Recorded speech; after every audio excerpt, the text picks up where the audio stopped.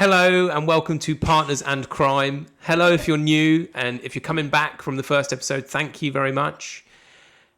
I'm Roger. This is Poppy. Hi. And line, please. We are back with a new case. We are back with a new case. Shimmy, shimmy. Yeah. We hope you enjoyed our very first episode. I'm pretty sure you just said that. Yeah. But I'm reiterating. We were quite... That doesn't fly.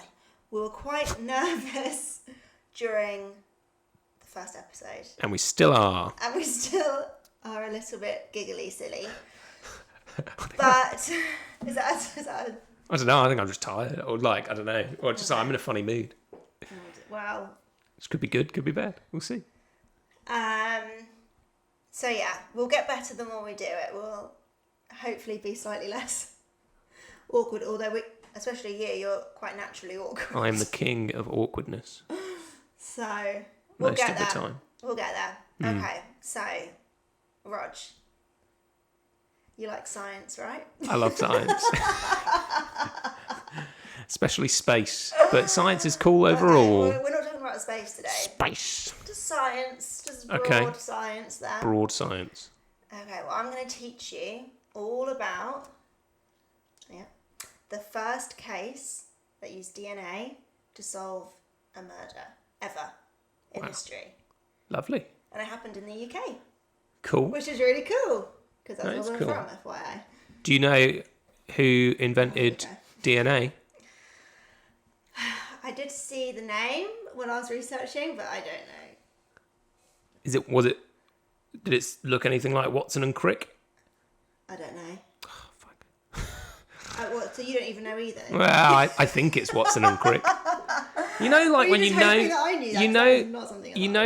I just thought it might have come up in your research, but when you think you know something, often, and then you tell people, and they're just like, "You no. fucking idiot," or at least they're probably thinking that, and you're just like, you carry on with your story. But if you say something with enough conviction, yeah, people will just believe you. Hence, how fake news.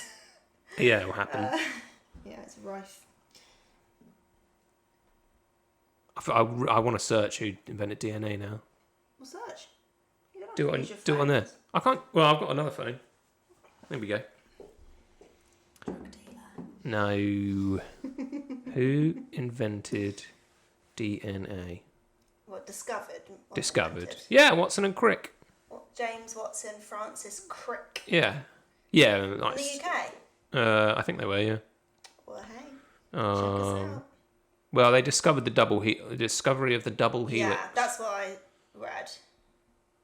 Anyway. Cool. We've all learned something new today. Well, we're going to learn more. Cool. I love learning. Well, it's a good job you're here then. Let's go. Okay, so it's a long, tragic story. It's always a good way to start, isn't it? So, grab a snack. Get a drink. You haven't got any of those things, but I have my drink at least. I'll probably steal it. And let's get started. Ready? Yeah. Okay. The year is 1986 in Enderby, Leicestershire, which is like the East Midlands of England. Around 8,000 people live there at that time. Right. I think. In 1986. Roughly around that time anyway. Surrounding villages include Narborough and Littlethorpe. The locals described living there as a good community of people that cared about one another and would always help each other out. One of the residents of Enderby is a 15-year-old girl called Dawn Ashworth. A cheerful, bubbly girl with short, dark brown hair and dark eyes. She didn't care about boys that much yet, but had a lot of friends that she hung out with. It was a warm day at the end of July, the summer holidays in the UK, so no school, and she had just finished her shift at the local newsagents.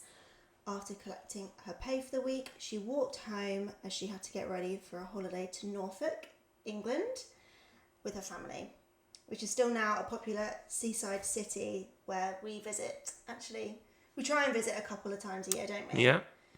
So it's quite nice there, isn't it? It is. It's a lovely place. Yeah. Lovely part of the world.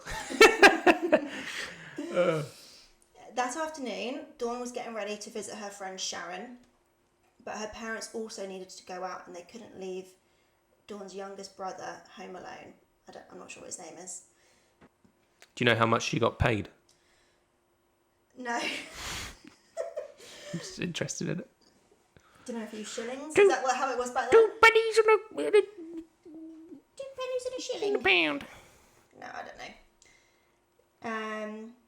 Yeah, they couldn't leave Dawn's youngest brother home alone. Therefore, Dawn agreed that she would stay home and look after her brother instead of seeing her friend. So she obviously needed to then tell Sharon that she had to cancel her plans. But I'm not sure why. I couldn't find out whether like Sharon's household like had a phone or not. It was said that they didn't have a phone, and I googled it, and there was like phones. They did exist. Which sounds silly, but like there's landlines, obviously. Yeah, of course. That was like very common to have a landline phone. I imagine most people did. Yeah, but I just don't think their household did, from what I could gather. Or maybe it was engaged, like someone was on the phone, so Dawn couldn't get through. But Right. how it was like worded in like my research, it was kind of like she doesn't have a phone. Sharon doesn't have a phone. Okay. Well, either way, she couldn't use one at the time, or whatever. There was no way of Dawn being able to contact Sharon. Right. Through Her friend. Yeah. Through a phone. She'd have to physically go and tell her. Okay. Okay, so that's what she did. Okay. So it was only a short walk over to Sharon's. So she left around 4:15 p.m. Like I said, it was just a short walk away to the nearby village Narborough. She said bye to her mum, telling her she would be home by 7. Other sources have said 9:30, but it doesn't matter here or there. It's a few hours after she left. Yeah? You with me? She left to go tell Sharon at 4:15. Correct. And she said she might be home either at 7 or at 9 something. 9:30, yeah. But like I said, it doesn't matter too much because... No, okay. You know. But yeah. But yeah, she had to be back in time for her parents to then go out. Right, I see, yeah. Okay. So she was seen by several people on her journey, including like people from school who can verify like these timings. Mm-hmm. So Dawn was walking down a footpath when she reaches a crossroads of where to go next.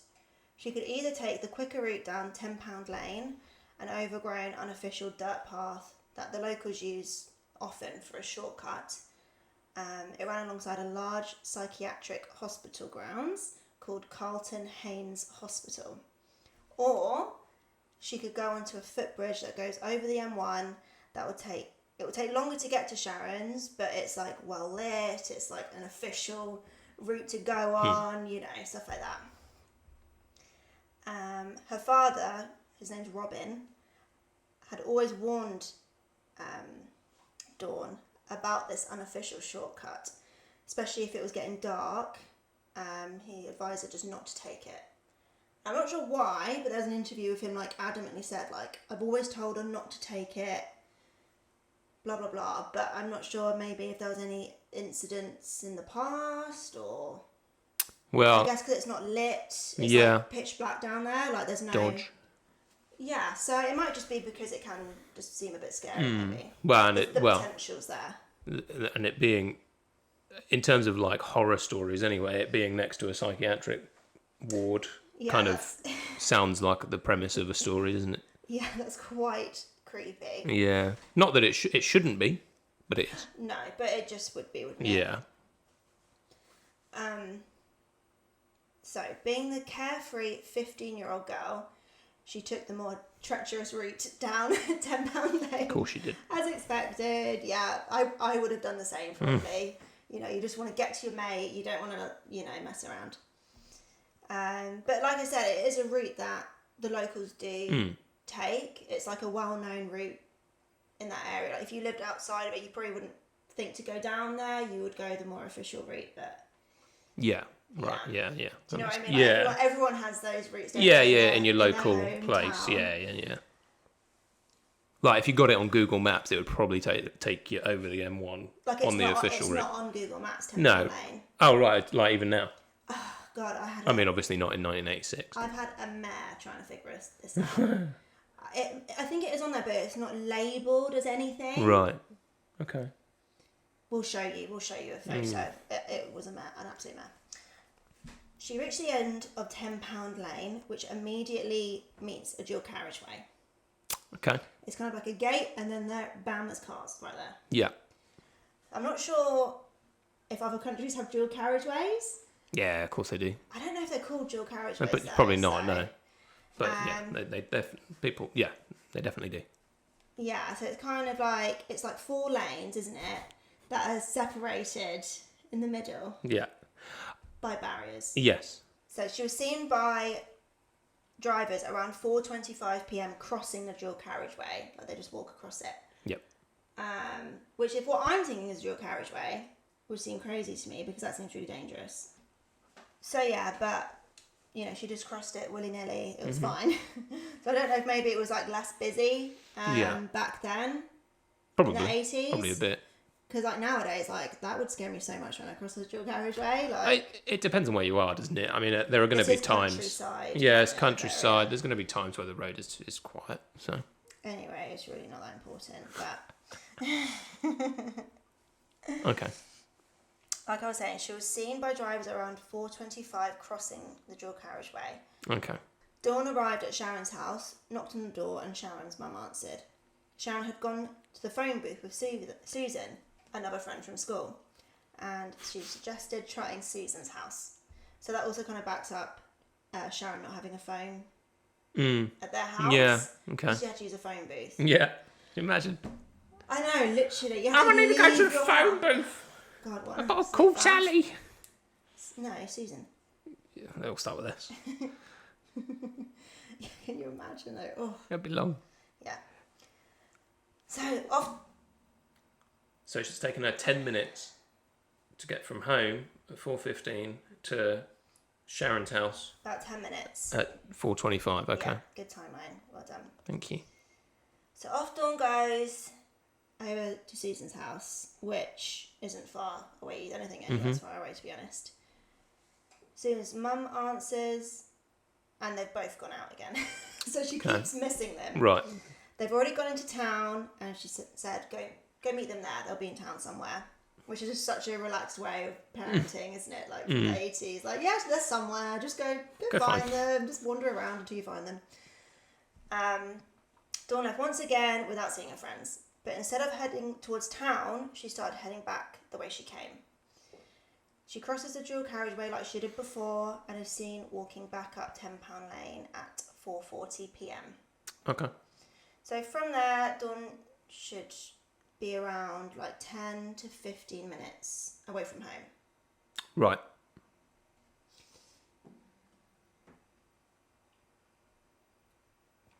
Are you with me? Yeah. Yeah. Well, it takes her 10 minutes to get from £10 Lane Lane to home. 10:15. And how long did it take her to get from home to the first house, Sharon's house? 10 minutes, you said, wasn't it? Yeah. Yeah. Left at Well, around 4:15. Yeah. So Crossing the dual carriageway yeah. at 4:25. Right. And then Okay. Right. Okay. 4:40, she's heading back up Yeah. £10 Lane. So yeah, about 10:15. Yeah. Okay. All right. Yeah. Yeah? Fine. Yeah. So not far at all to go. No. You know, she'd obviously given up trying to find them, which is fair enough. I would have done the same. Just meters away from the footpath, Dawn was dragged off the path, brutally beaten, raped, and strangled. In broad daylight. It's a summer still, Right. so you know it's still light out there. Local workmen in a factory heard an extremely loud scream around 5 p.m. and at 5:30, 2 motorists nearly hit a man running from £10 Lane and onto the dual carriageway, up the embankment and onto the motorway. Luckily, they managed to recall some physical features as he ran by. They described him as looking around 20 years old, maybe late teens, around 5'10", quite athletic, obviously being able to run up an embankment, and they assumed he must have been a local man due to him running from £10 Lane and kind of knowing about it. Right. Of course. Yeah. So, in 1 hour or maybe less after leaving her house, Dawn went from being a carefree young adult who just wanted to hang out with her friends, go on holiday and be with her family, to being brutally attacked and murdered by another young man, supposedly. Pretty horrible. Yes. I couldn't find any information on her parents' immediate reaction to Dawn being missing. I don't know how quickly the police were called, or do you know what I mean? Like, kind of when they knew she wasn't there. Like, I'm assuming, you know, she said she would have been back by 7 or 9:30. Yeah. So it would have been maybe a couple of hours after that, like give her some kind of like leeway time, you know, because back then, like we were saying, like A bit more relaxed. yeah, and like it probably wouldn't have even been dark by 9:30 in summer. No. Do you have a day? What was the date? It was, I thought I A did warm have a day date. at the end of July. Yeah, July. Okay. So yes, I'm not sure. Kind of that information. Like I looked everywhere. I didn't see that disclosed. Like when the police were called. Right. Obviously, they would have called her as a missing person, not as someone that's been murdered. They wouldn't have known that straight away, obviously. No. So yeah, that information isn't out there. So just gonna Yep. skip over that. Dawn's body was found on the 2nd of July, 2 days later. We got some date problems here. I mean, if it's the... So I meant warm day, end of June. Okay. End of June. So if it let's is just the... backtrack that. Yeah, right. End of June, everyone. I guess it probably still doesn't really matter, but it Apologies. probably would have been brighter until like 9 p.m. Okay. End of June is when it happened. And then she was found on the 2nd of July, 1986, 2 days later at 8:17 a.m. by a dog walker. She was heavily under twigs, branches, there was like long grass and like nettles. And she was found on the grounds of the psychiatric hospital. Right. Just 6 metres away from the footpath. On £10 Lane. Footpath. Off of the main footpath, like where the crossroads were. Right. So you know when there was a crossroad, like I explained, To the dual carriageway. either to go on the footbridge over the M1 or Right. the £10 Lane, Right. or like the nicer footpath. I see. Okay. She was just 6 metres away from that one. From there. Okay. On the psychiatric, so I suppose probably, yeah, technically still on £10 Lane, but like close. Just off. Yeah, very sure. close to the main footpath. So I'm assuming it's quite a, you know. Well trodden area. Yeah. Yeah. I was going to say popular, but that's not like the right word, is it? Like a lot of people would be walking around there. So obviously for a whole couple of days. But that's how hidden she was. Well, yeah. Well, you'd assume if she was covered up that much, she was probably she was actively concealed. Yes. Right. Yes. Yeah. And obviously dogs. Yeah. The amount of stories I've heard where dogs find Well, parts and stuff, like I dread the day that happens to me. because FYI, Poppy's a dog walker. I am. Although, just a side note, I'm pretty sure I did find a human bone once. Do you remember? And she didn't report it. Well, Yeah, my dogs were playing like chase with it. They were chasing each other around with this. I thought it was a stick, but so I got it off of them to play fetch with them, and it was a bone. Like, it probably wasn't. It was but- freaky though. Yeah. Okay.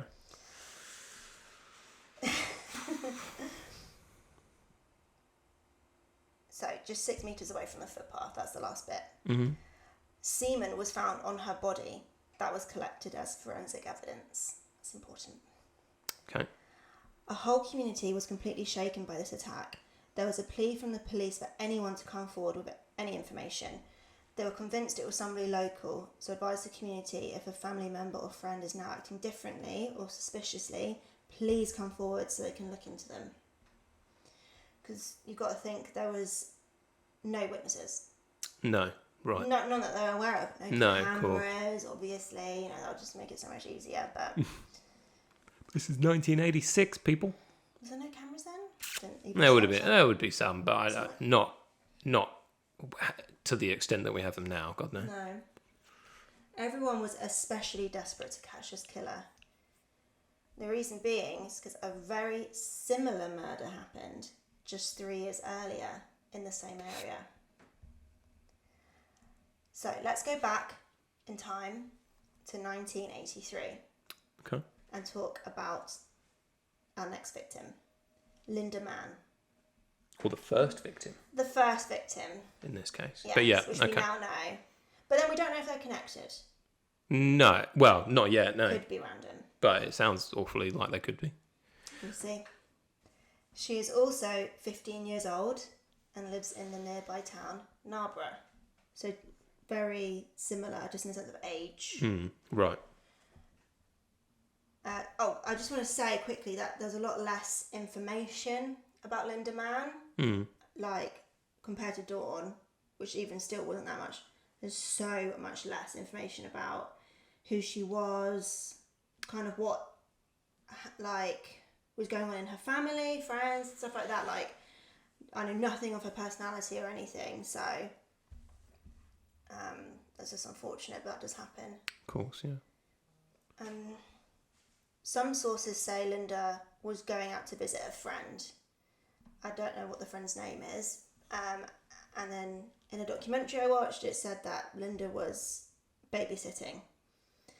Either way, she was walking down a footpath.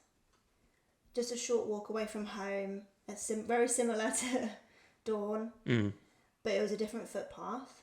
It was an official footpath Okay. to start. And it's called the Black Pad. Right. No idea why it's called that. But again, a very popular route for all the locals. Dog walkers walk down there a lot. It ran alongside fields, but was covered by tall trees to one side. And on the other side of the trees are the fields. Mm-hmm. I'm assuming it was in the evening or early evening that she was walking down this path.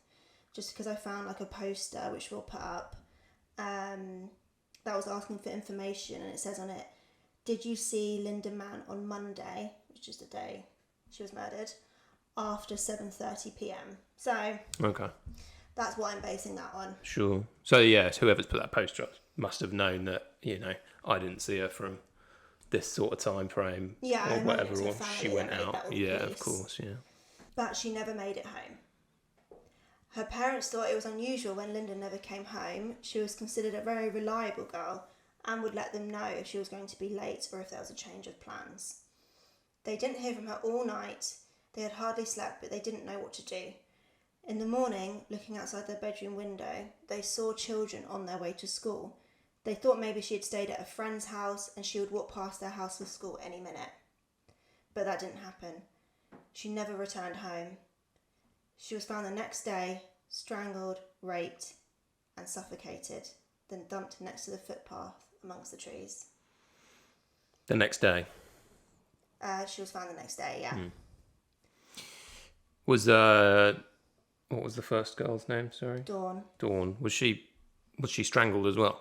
Yeah, it was all the same. All the same stuff, right? But I believe that Dawn's body was in a worse condition because she was like brutally like beaten. Right. Okay. So, it was worse that time. Right. They recovered some forensic evidence from Lynda's body, semen. They tested it and found that the male had type A blood and an enzyme profile that matched only 10% of males. However, they had no witnesses, no leads, and 15 days later, not a single arrest or witness had come forward. Right.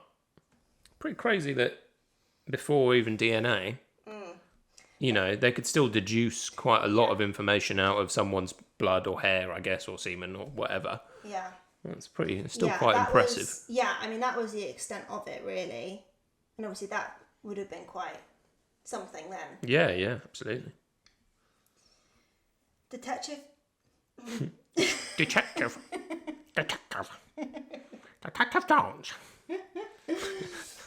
Detective Chief Superintendent David Baker. That is a mouthful. I'm not Fair going to say enough. that every time. What's DCS? Yeah, I'm not going to say that either. I'm going to say Detective Baker, probably. Oh, okay.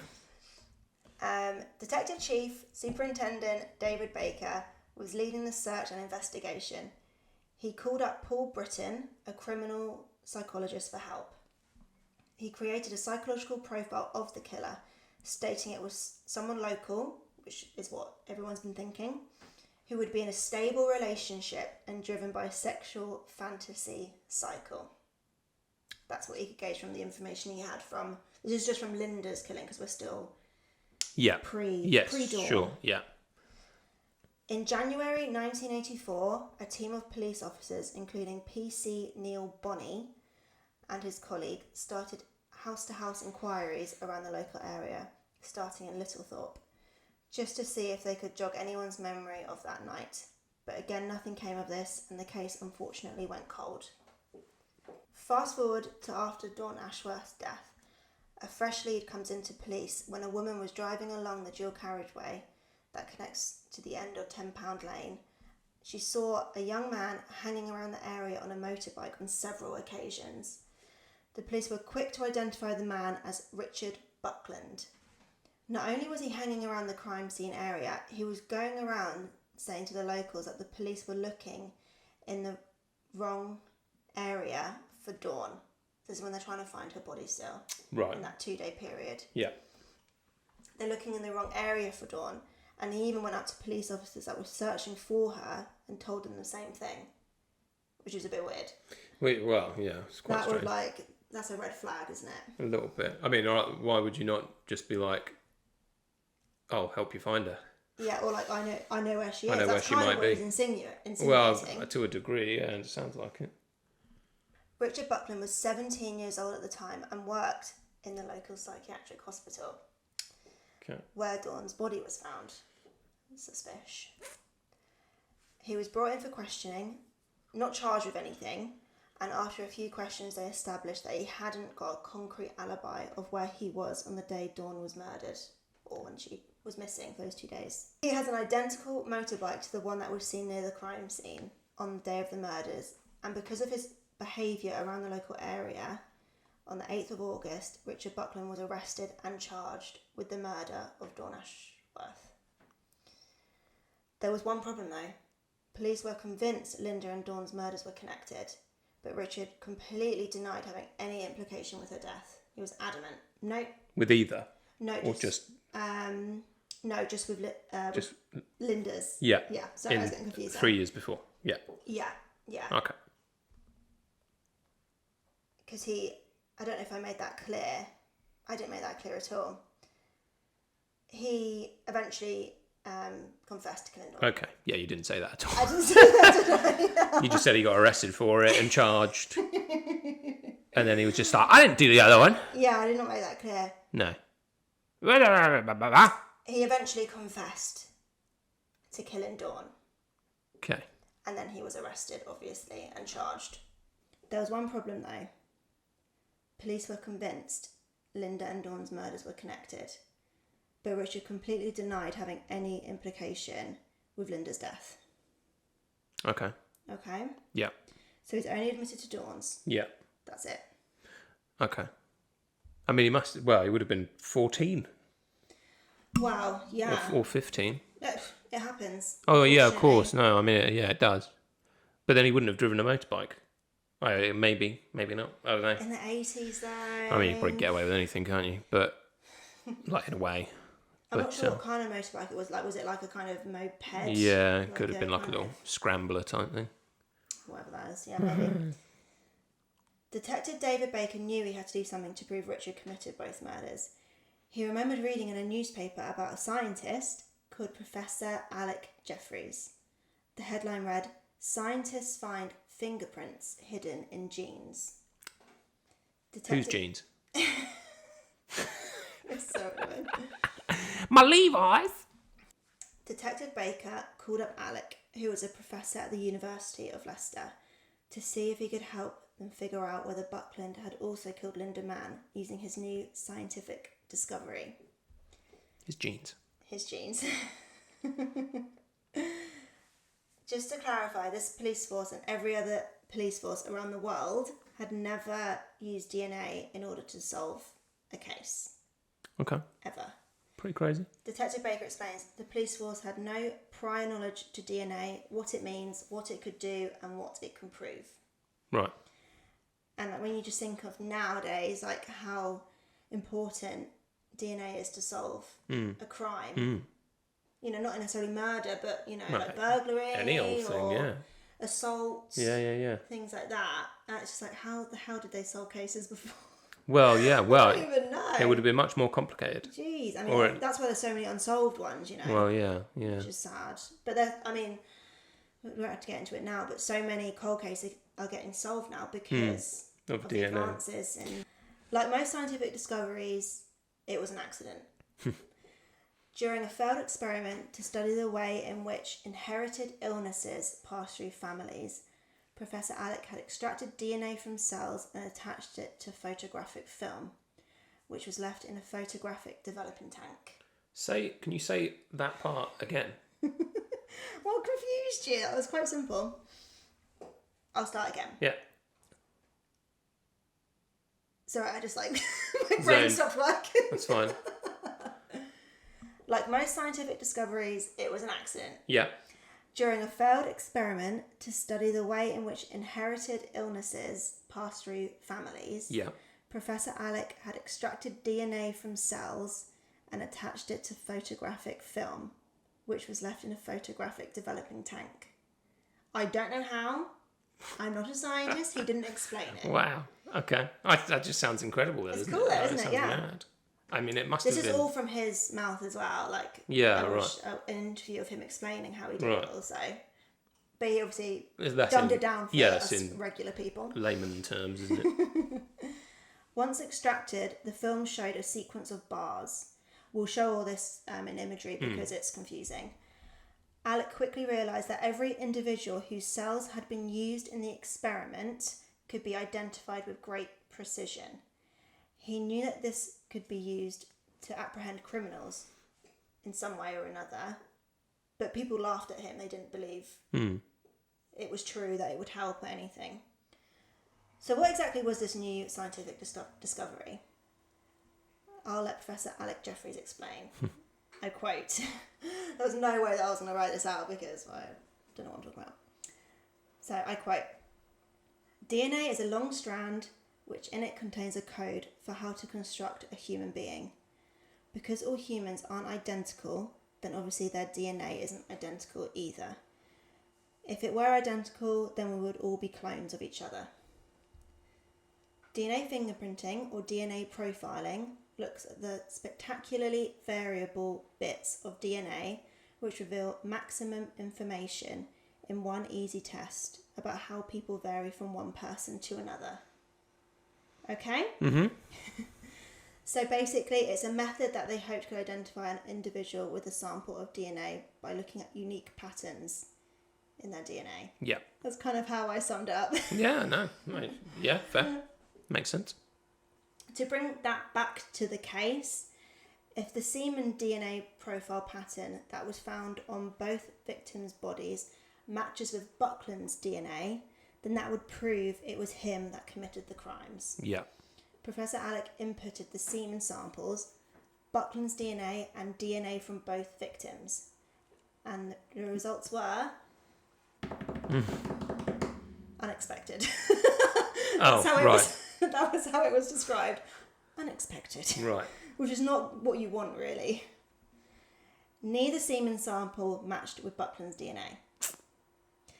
Both semen samples had the same DNA pattern, which clarified Lynda and Dawn were 100% raped and murdered by the same person. Yeah. Or at least raped, but you would then assume... Well, yeah, I mean, the murder was then taking place. But it wasn't Richard Buckland. Police had no choice but to release him immediately. Richard Buckland is the first person in criminal history to be cleared by DNA profiling. Not lucky Dicky Buckers. Well, I think it kind of ruined his life, but... Oh. In the sense of he was accused of this. Unlucky Dicky Buckers. I tried to find some more information about him, but like in the present time. Yeah. But I couldn't, so... Hope you're okay. I don't know. Poor guy. I mean, yeah, well, getting accused of anything these days is horrendous. His name. Yeah, probably. I would. This left the detectives confused. Why did he give a false confession? It is believed that Richard Buckland had learning difficulties and was pressured into confessing to this crime. I'm not sure whether the police knew he had learning difficulties Right. at the time. It was the 80s. Yeah. You know, they weren't so clued up about those things. Because I don't think it was necessarily, like, obvious. Okay. You know. Yeah.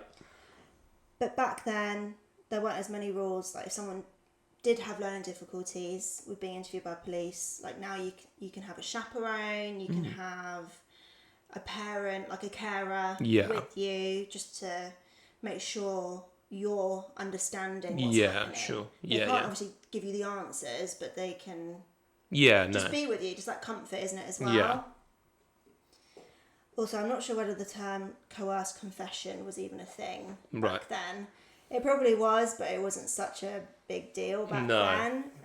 If you don't know what a coerced confession is, it's a highly, you know... inappropriate policing tactic. That's has been used quite a lot in police history, unfortunately. But, if you've seen Making of a Murderer, don't they coerce the blast from the past, yeah. the younger chap, his brother? Is it his brother or something? I can't remember. Nephew, that's it. Yeah, they get him to do it. Yeah, it's a good example. Yeah, If you know true crime, you know. Yeah.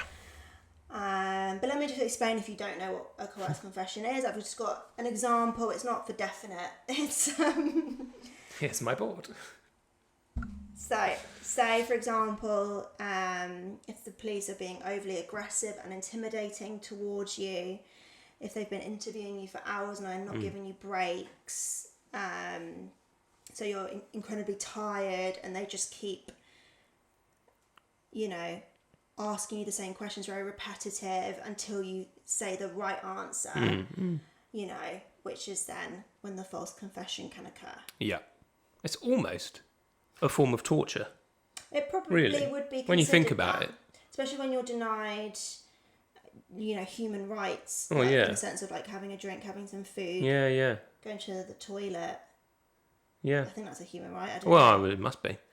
Richard Buckland gave an interview. He did confirm that he felt an immense amount of pressure to say that he had done it. Yeah. Even though the police force were disappointed with the result, they thought they had the killer, but that wasn't the case. Detective Baker decided with this new line of research they could do a mass blood test for all males aged between 18 to 34 that lived in the surrounding area. So that's Narborough, Enderby and Littlethorpe. Mm-hmm. To see who would flag up as the potential murderer. What, so they're going to round up all of the men between those ages within those 3 towns? Yeah. Wow. Blimey. What an operation. Yeah. This is considered the first DNA-based manhunt ever. Right. There's a lot of first evers in this, which is why I thought this was a really cool, interesting case. Yeah. From Christmas 1986, police announced their plan for the blood testing of around 5,000 males. A lot of the local residents weren't sure about this new process, as it had never been talked about. It was like, what the hell's DNA? I mean, they might have known what DNA was, but the DNA profiling of it. Right. I doubt many people would have known what DNA is. I feel like it's only really become I feel like people only know about it because of crime. Probably. Right. Probably. So before unless you're that, in the field. Yeah, exactly. Yeah, unless you were a scientist, sort of thing, Yeah. and you were clued up on new research. Like, why would you know about That's it? true. You know. And it was in the paper though, so I suppose. Yeah, I guess, but I mean, people read the paper. people read. Yeah, a lot more so. Yeah. You know, so they didn't really have a clue what the hell this was, but they were still happy to take part, as they were all so desperate for the murderer to be caught. Everyone was so scared that it was going to happen again. Yeah, of course. Yeah. Thousands of men were sent a letter in the post. That's how everyone, you know, did it back then. I mean, we still get letters, but you know, now it's emails. They got sent a letter in the post, and they showed up with their passport. They needed some ID to have their blood drawn and sent to be tested.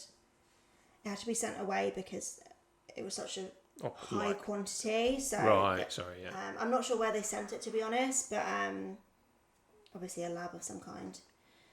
Because of the high response of people that wanted the blood testing, the lab the blood samples were sent to couldn't keep up with the amount that were being sent anyway.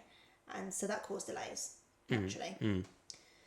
A few men did decline to partake as they were scared of needles or didn't like the police, but most of them changed their minds as there was such a fear that the murderer will strike again that the men that refused were under a huge amount of social pressure from everyone around them. They were just like, do it. Like, why are you not doing it? So they went ahead and they gave their blood. Right. And remember, this was all before computers. So keeping track of everyone who had taken part, who had refused, the results coming back, you know, whose results they've sent. It was extremely, like, tedious work. I bet. And any small mistake could jeopardise the case. You know, what if they misfile something? Yeah, and of course. Was the murderer's thing, the result saying that they didn't do it, but they had, and... Yeah. Oh, I don't want that job. That No. would have been stressful. Lots of paper. Yes. I bet. Yeah, there was filing cabinets galore. It was crazy. To make things more difficult, in the 4 years since the first murder took place, when they were doing this, people had moved away from the area, sometimes to different countries. Right. They all had to be tracked down for their blood sample. I feel like they just wouldn't do this nowadays. No. Like, this was really good work. It's a lot. The thing is, though, today, though, the process would be considerably easier. Although, I still don't think... I think if you went on a DNA manhunt today, I don't think you'd get that much of a response. No. I think a lot of people would be like, F that. Oh, Yeah. I don't want the police to know have my DNA. Yeah. I mean, Well, why? So there is a small percentage of DNA, obviously, that is stored Yeah. from previous crimes. Yeah. Oh, right. Yeah. Not like So you minors. could quite happily catch a reoffender, couldn't you? Yeah. Like if there was DNA on a scene. But I feel like most people will probably just be like, they're going to inject me with 5G. Yeah, people are very paranoid nowadays. Which some it makes sense, And some it doesn't. Are a bit much. Yeah. After 8 months, 5,511 men had given blood samples, but only one had refused. How many out of how many? 1 out of... 5,511 men. Right. So he stood out like a sore thumb. Yeah, of course. And they still hadn't had a match for the semen sample. So put 2 and 2 together. Looking at you, guy. Around the same time, in August 1987, a group of colleagues that work at the local bakery called Hampshire's Bakery went to the pub after a shift. As you do. Mm-hmm. They were complaining about a fellow colleague who was described by one of the women as not able to keep his hands to himself. When another member of the group, Ian Kelly, confessed all of a sudden that he had impersonated their colleague in order to take the blood test on his behalf. Dun dun dun. Ian? The fuck? I know. I know, right? You asshole. He didn't want to, but he was convinced to. Right. He described the group as going quiet and not asking any further questions. And then the subject was just instantly changed. Oh. Yeah, like it was just kind of... I think people were a bit shocked, probably. Right. Or maybe like the impact of what he just said hadn't sunk in the sense of like... Do you know what I mean? Yeah. So they're at. Just let me get it straight. They're at the pub. One of the colleagues says, "Flipping Johnny Boy's a bit gropey over there," as in my colleague. Mm-hmm. And then Ian says, "Oh wow, I covered for him with my blood." Yeah, basically. Right. Yeah. Like it's like, I think he said it quite casually, which is probably why they were a bit like. Okay. Yeah. However, this brief conversation left a lasting impact on one of the group members. Thank God. As it should. 6 weeks later. Oh, bloody hell. It's quite some time, though. That time moved slower in 1986. 7, sorry. 6 weeks later, she couldn't drop it and she had to tell the police. Better late than never. Yes, true. Yeah, I mean, I'm glad she didn't sit on it till 2023, but anyway. Yeah. She didn't know if what she was told meant anything. You know, you just have that doubt, don't you? Kind of like, I don't know if this like matters at all to anything, but What, that Ian covered for? Yeah. But she had a gut feeling and she acted on it. So Good. well done, lady. Mm-hmm. On the 19th of September 1987, Ian Kelly was arrested. Oh. He relayed the same story to the police, and within a matter of hours, a new suspect was arrested. Why was Ian arrested? Because he was like arrested but not charged, so he was like taken into the police to be interviewed. Okay, Yeah, okay, that's sure. That's what I mean by that. Yeah. Yeah. So he was taken by the police. Yeah. Yeah. I suppose taken into custody. That's what that is, isn't it? Yeah, because you're not arrested and charged. You're taken into custody so they can sit you down and ask you some questions. Yeah, basically. Cool. He relayed the same story to the police, and within a matter of hours, a new suspect was arrested. The man that convinced Ian Kelly to take the blood test for him was Colin Pitchfork. But who is Colin Pitchfork? Does he have a pitchfork? Maybe. We'll see.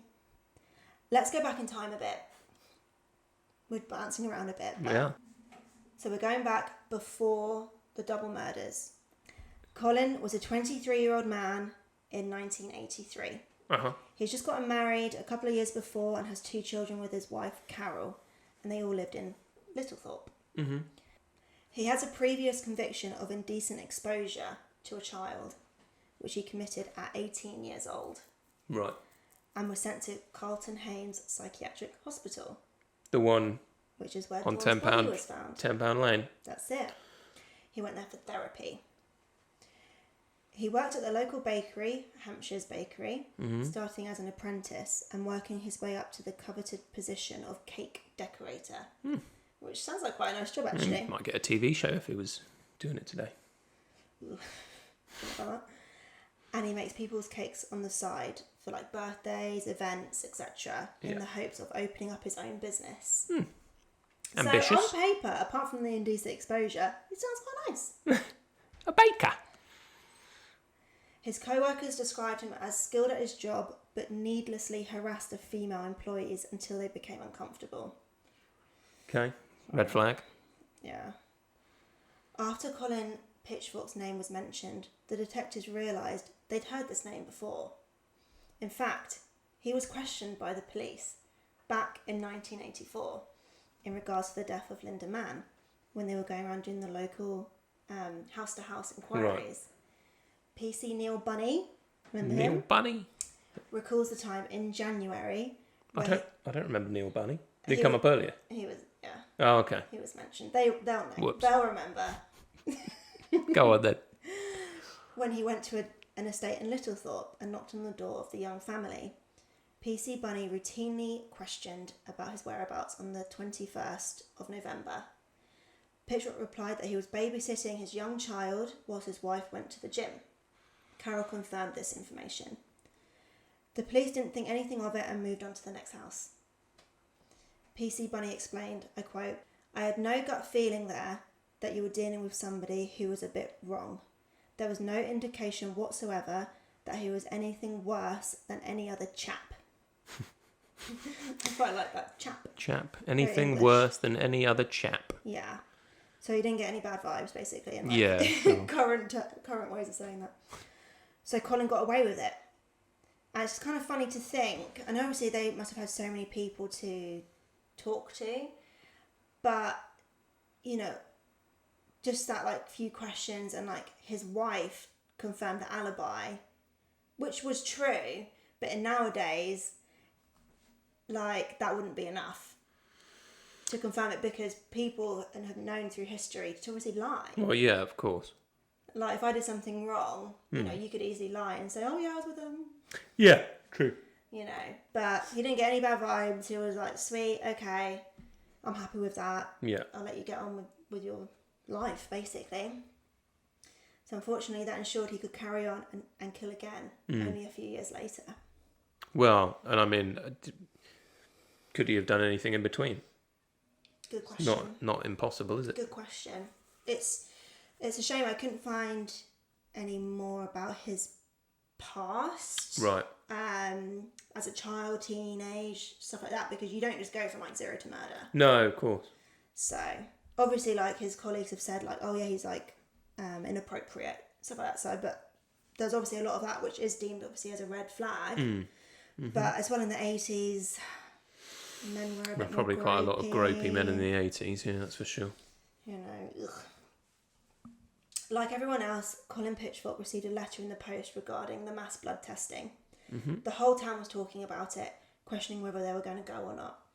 Similarly to a few other men, Pitchfork refused to get his blood tested, claiming to his wife he was worried about going because of his past offences, the indecent exposure. Yeah. Anxious that the police would try and pin the murders on him. Right. So he's twisting it around there. Carol, his wife, tried to convince him. She didn't really understand why he was refusing. She wanted him to go ahead with it, but he still refused. So she kind of dropped it. She'd bring it up now and then, but, you know, she couldn't force him. No.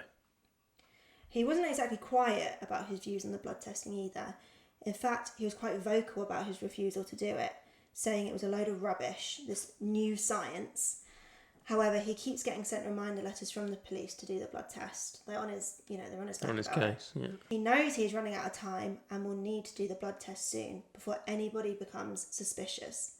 But how can he do the blood test without his DNA flagging up? Well, Ian Kelly has already answered that for us. Yeah. He took the blood test for him. But how and why? While Pitchfork was incredibly persistent and manipulative, he picked Kelly specifically as they weren't close friends and he was fairly new to the bakery and he could easily wear him down. He could just tell he had that kind of personality. Pitchfork used this excuse that his friend had already asked him, Colin, to take the blood test for him a few weeks previously. But now he needs someone to do it for him because the police are on his back. Right, Does that make sense? Yeah, because he's done it for... Colin's got a tag in the box saying, here's his blood. Yeah. But Ian's missing.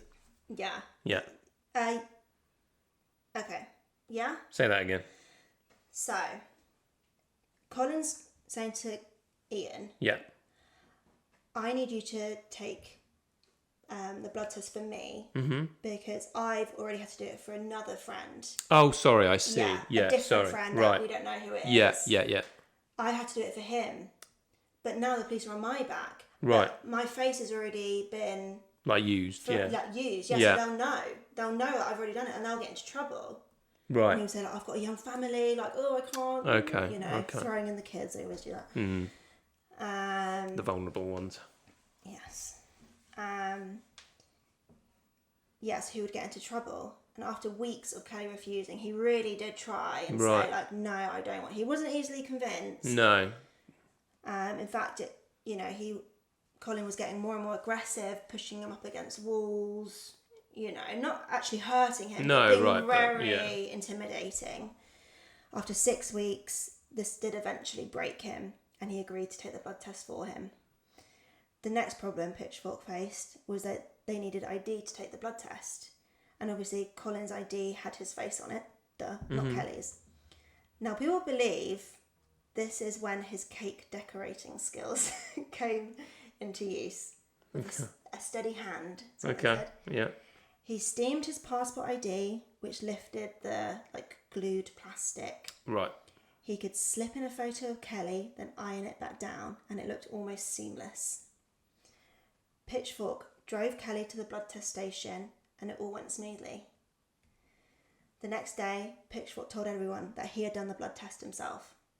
So everyone can get off his back, it's a small town, so everyone will talk. They'll say, oh, he's done it now, blah, blah, blah. It's not him. Yeah. Although obviously the results would have to come in, but... Yeah.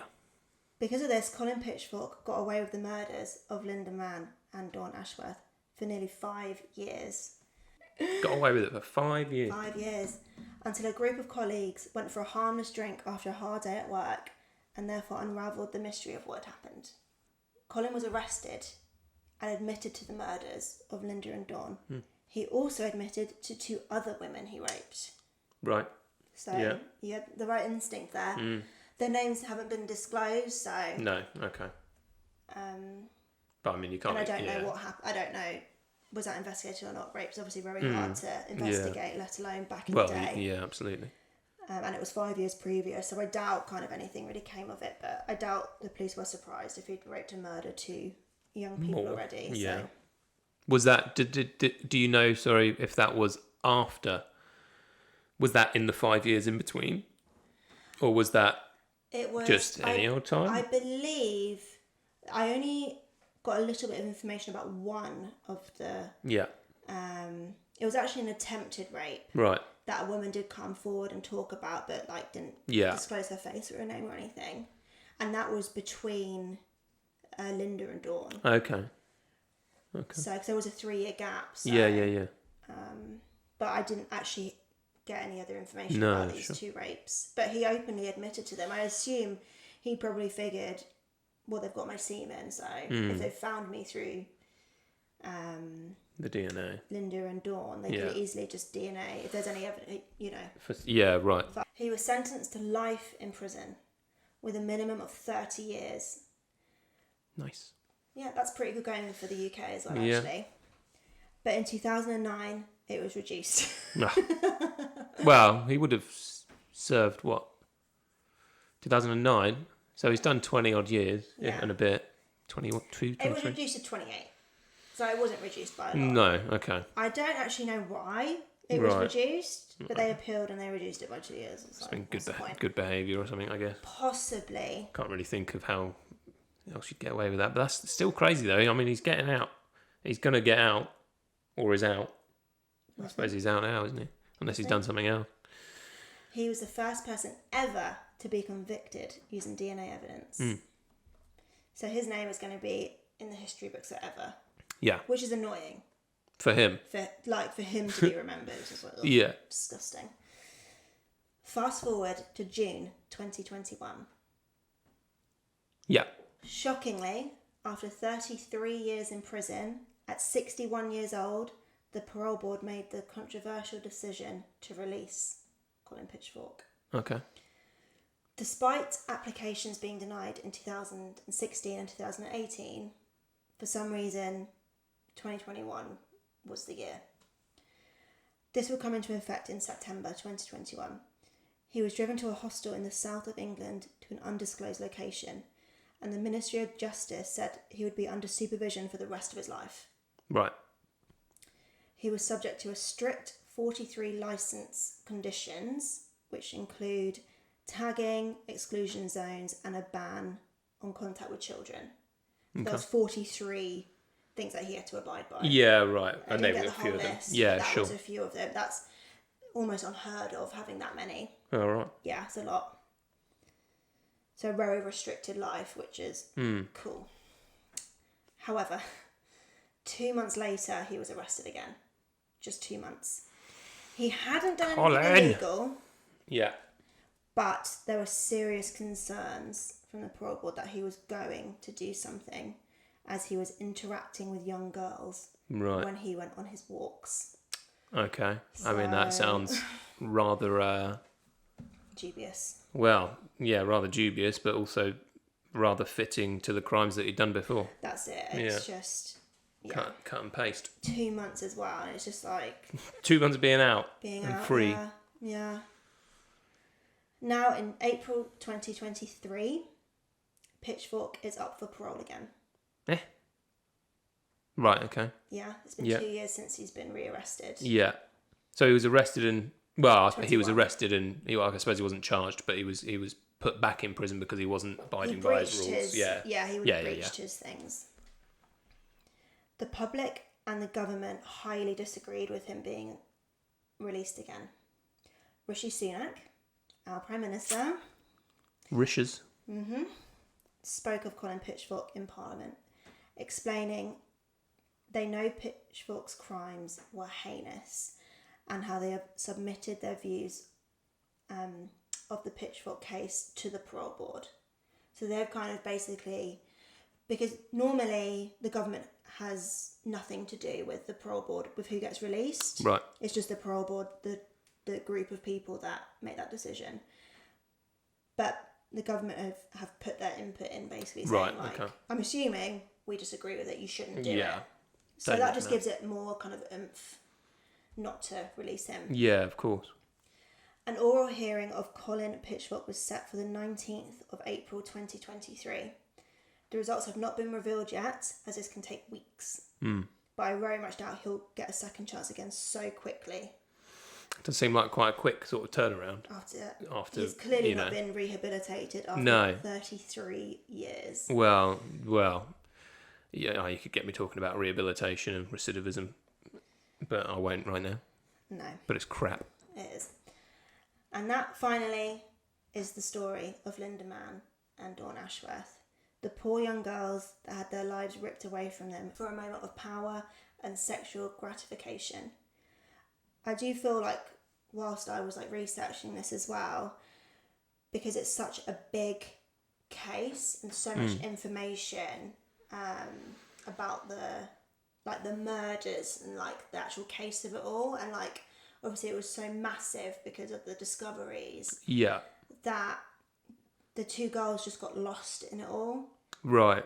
And it all became about catching Colin and the DNA, the news about that. Yeah. The DNA was the main thing, and then now with Colin getting rearrested and possibly being paroled again, that's just completely just taken their names away, Dawn and Lynda's. I could hardly find any information about them. I had to watch a documentary from the 80s. It's Crime Watch. Right. It was very interesting because they had the parents on there and stuff like that. So it was actually really cool. But still, even then, hardly any information. And in articles, there's nothing. It's always 15 years old, they live here, and then da-da-da-da-da-da. Yeah. So it's just such a shame. I just feel they've just got lost in time. And it's just, obviously, you want to kind of honour their memory in these stories of the victims, Yeah, of course. Make sure that they're remembered in history. But I've just had such limited information that it's just difficult to. But I suppose with telling the story, reiterating their names and stuff like that, because there's probably still people alive that knew them. Yeah, of course there are. Missed them. There must be. It's not there long must ago. be. No, it's not that long ago. So I think it's all too common that the accused often is the one that gets their name in the newspaper and gets their face shown on TV and all that kind of stuff. That's it. People remember. They remember the killer, don't they? The killer over the victims. Yeah, exactly. Well, yeah. I mean, which I'm probably guilty of. Oh, we're all guilty of it. I mean, name 5 serial killers. Easy. Yeah, so easy. But name 5 of their victims. Yeah, it's tough. And that's it. That's the story. Okay. Interesting one. Yeah, it was an interesting one. Sad. But they're all sad. They're never not sad, I suppose, are they? Yeah. But, DNA. Eh? That's it. Good job it's around. Okay, well, thanks for listening. We hope to see you again next week with a new case. Make sure you subscribe and like and review and... Is there anything else? You can review. Review with a comment. Yeah, review, comments. It's on multiple platforms, babe. Come on, keep up. It's not YouTube, honey. Stuck on YouTube. Anyway, thanks, guys. See you next week. Bye.